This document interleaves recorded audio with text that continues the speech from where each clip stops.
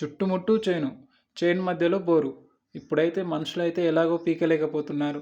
అందుకని చేను ఖరాబ్ అయినా సరే, నువ్వైతే మోటార్ దగ్గరైతే వెళ్ళి మోటార్ అయితే పీకాలని చెప్పాడన్న. చేనునైతే ఏమాత్రం ఎక్కువ ఖరాబ్ అయితే చేయలేదు. ఖరాబ్ చేయకుండా ఎలాగో అలాగూ తిప్పల పడైతే ట్రాక్టర్ అయితే పెట్టేసాం. ఎక్కువ కష్టం కూడా అవ్వలేదు.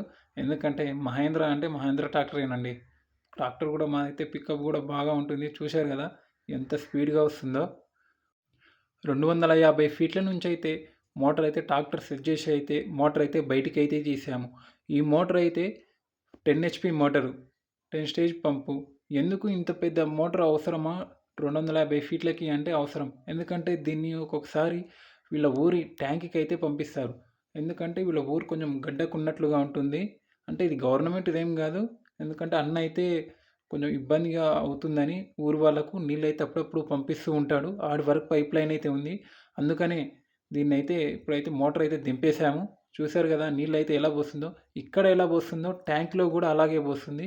ఈ మోటార్ అయితే అంత పికప్ అయితే ఉంటుంది.